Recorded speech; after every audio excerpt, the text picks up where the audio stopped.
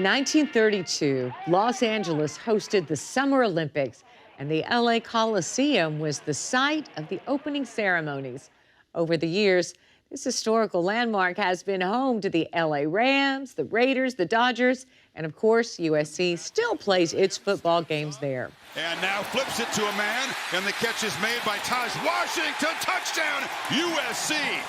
LA Times' David Wharton wrote that the 100-year-old venue is much more than just a sports mecca. David, thanks for being here. Oh, it's my pleasure. All right, this is the beating heart of LA and its culture, but it wasn't always so. Tell us what it was like in the Wild, Wild West. Well, this all starts in the late 1800s with a patch of land next to USC that at the time was an agricultural fairgrounds that had kind of fallen into disuse. So all of a sudden, you have brothels and saloons springing up. You have a track where you can gamble on horses and dogs. And of course, this is every college boy's dream, but the university was not so pleased with it, and they wanted something done.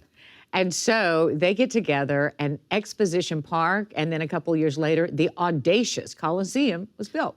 Yeah, the city stepped in and they agreed to build all these things. They built a museum there and the famous Rose Garden, and then they have this plan. I mean, the early 1900s were a time of boosterism where the city leaders really want to make something grand of LA. And so they think, well, let's just build this huge stadium, even though we only have 500,000 people. And so that's kind of where they went with it. There were architects of note. Yeah, when they finally get the plans all put in place, and people might not know that actually voters turned down the Coliseum. They wouldn't do it. So a bunch of rich businessmen, including the LA Times publisher Harry Chandler back then, went and got bank loans to push forward with the promise that they'd get paid back eventually. And they bring in the Parkinsons, father and son, who had done City Hall, they'd done Union Station. When you think of those two, along with the Coliseum, that's so very LA in terms of architecture, at least for that period. And they put together this stadium that has sort of a wide open, sweeping look to it, and it has that peristyle that people will always know that venue for. You wrote that construction started in 1921. It was finished in 1923, the same year as other beloved landmarks were finished here in Los Angeles. Yeah, I mean, when we talk about that boosterism, San Francisco had always been the place on the West Coast, and LA had always been living in the shadow of San Francisco, and they really wanted to emerge from that.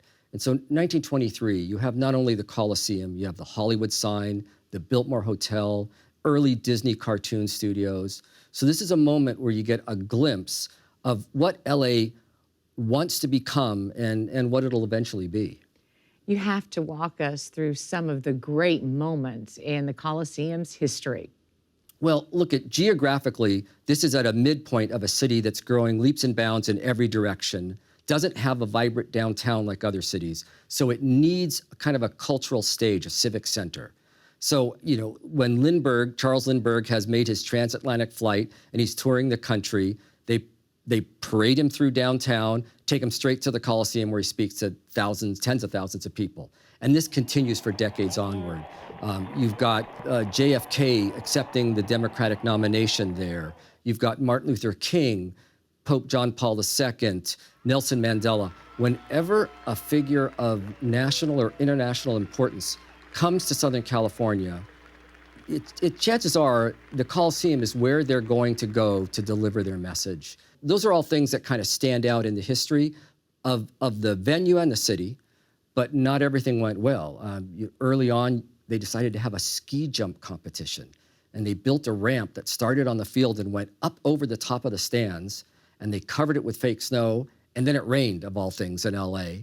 And they had to postpone it for 2 days, and when they finally held it, the thing was so slick and awful that the first guy down kind of slipped right away and fell all the way down, was unconscious. They had to cart him away at the end.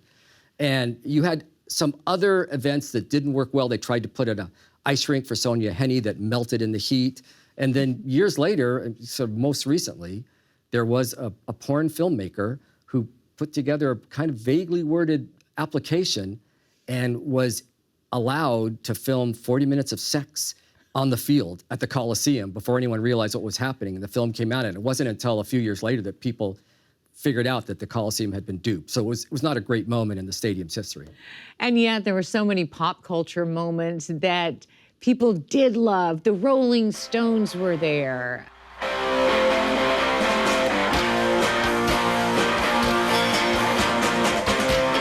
But there were other pop culture moments that were enjoyed and celebrated. Yeah, sure. I mean, the Rolling Stones, Bruce Springsteen, so many great concerts came through there. And I actually, just getting out of college, remember going to a Rolling Stones concert where for some reason they booked Prince as the opening act. And nobody really knew about Prince then. So you have all these sort of bikers and rockers coming to see the Rolling Stones. And Prince comes twirling out in lingerie to sing. And he got booed off the stage. People were throwing like their drinks up on stage. I think he lasted like 2.5 songs. And the Times music critic at the time, Robert Hilburn, said, hey, you folks made a mistake. This is going to be the next superstar of rock and roll. And he was right. In the 1980s, people stopped going to the Coliseum as much. What we now call Crypto Staples Center then opened, but now it's enjoying a renaissance. Yeah, I mean, USC, as you mentioned, still plays there, and they've poured a ton of money into renovating it. You've got international soccer matches, and concerts still go through there.